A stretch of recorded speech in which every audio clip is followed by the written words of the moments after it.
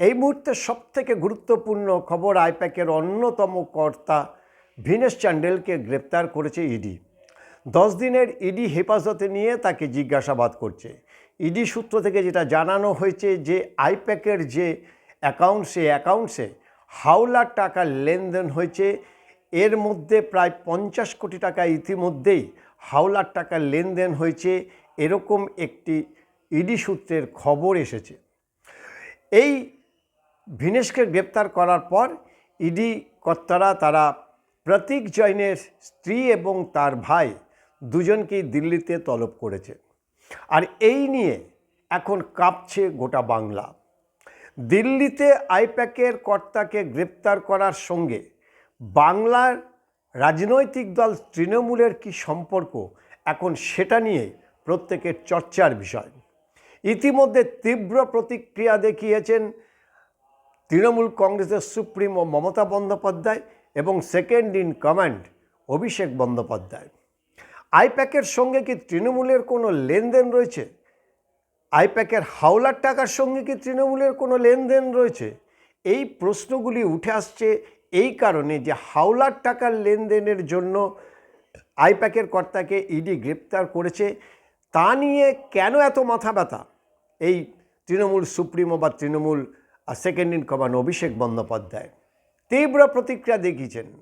তারা বলছেন যে ভোটের আগে আইপ্যাকের এই কর্তাদের গ্রেপ্তার করে তৃণমূলকে রাজনৈতিকভাবে তারা চাপে ফেলতে চাইছে, অর্থাৎ বিজেপি প্রতিহিংসাবশত এই এজেন্সিকে দিয়ে তৃণমূল কংগ্রেসকে বিপাকে ফেলতে চাইছে।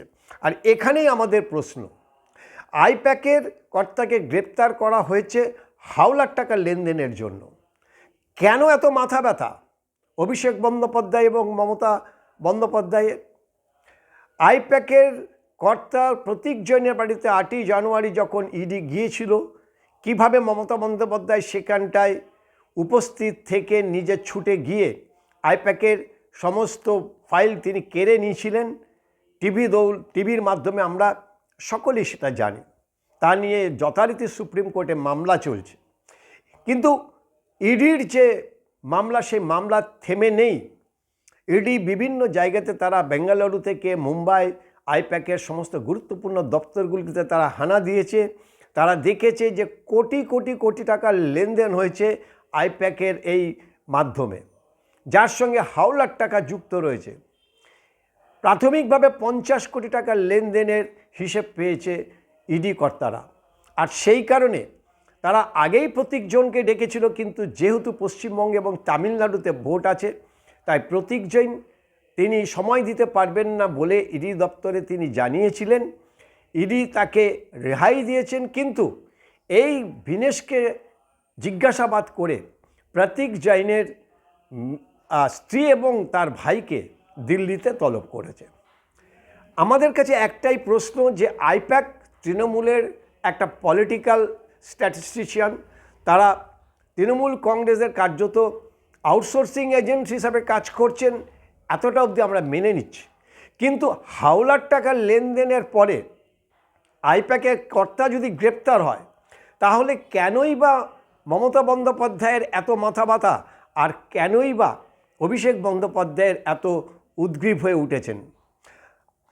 আজকের রাতের বেলাতে অভিষেক বন্দ্যোপাধ্যায় যে খবর জানা গেছে যে সমস্ত কর্মকর্তা, অর্থাৎ তৃণমূল কংগ্রেসের যারা কর্তা ব্যক্তিরা রয়েছেন, প্রার্থী প্রত্যেকের সঙ্গে তিনি ভার্চুয়াল বৈঠক করবেন। কেন হঠাৎ এত তড়িঘড়ি এই ভার্চুয়াল বৈঠক? ইলেকশনের ঠিক 8 দিন আগে ইডির হাতে এই গ্রেপ্তার হওয়া ভিনেশ চান্ডেলের সঙ্গে তৃণমূলের কি কোনো সম্পর্ক রয়েছে? অভিষেক বন্দ্যোপাধ্যায়ের কি কোনো সম্পর্ক রয়েছে? এই প্রশ্নগুলি উঠছে। আরও সন্দেহ জাগছে এই কারণে, মমতা বন্দ্যোপাধ্যায় তিনি আজকে সভা মঞ্চ থেকে বলেছেন যে তৃণমূলের আর কে গ্রেপ্তার হয় এখন সেটাই দেখার। তার মানে তারা কি আশঙ্কা করছেন যে এই হাওলার টাকার লেনদেনের সঙ্গে তৃণমূলের কেউ যোগ আছে? কাউকে ইডি গ্রেপ্তার করতে পারে, কাউকে তলব করতে পারে, তিনি কি আশঙ্কা করছেন? অর্থাৎ আইপ্যাক একটা মাধ্যম, এই আইপ্যাকের মাধ্যমে কত কোটি কোটি টাকা লেনদেন হয়েছে সেটা একমাত্র ইডি কর্তারা বলতে পারবেন, আর তদন্তের পরে জানা যাবে।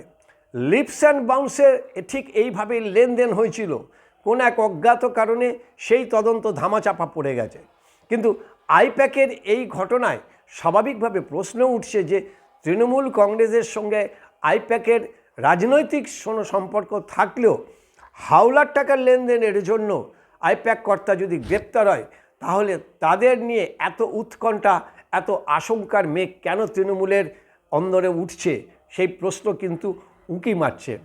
সামনে নির্বাচন, এখনও প্রথম দফার নির্বাচনের 8 দিন বাকি। আগামী 23 তারিখে নির্বাচন এবং তারপরের নির্বাচন 29 এপ্রিল। ফলে এই যে সময়, সেই সময়ের মধ্যে পশ্চিমবঙ্গের রাজনৈতিক পট পরিবর্তন হয়ে যেতে পারে এই আইপ্যাকের ডিরেক্টরকে গ্রেপ্তার করার ফলে। এ সমস্ত প্রশ্নের জবাব আমাদের পেতে গেলে কিছুদিন অপেক্ষা করতে হবে। কিন্তু যে প্রশ্ন আমাদের মধ্যে উকি দিচ্ছে যে হাওলার টাকায় লেনদেনের জন্য আইপ্যাকের এই কর্তা গ্রেপ্তার হওয়ার ফলে কেন তৃণমূল সুপ্রিমো আর অভিষেক বন্দ্যোপাধ্যায় এত উৎকণ্ঠা, এত উদ্গ্রীব হয়ে উঠেছেন।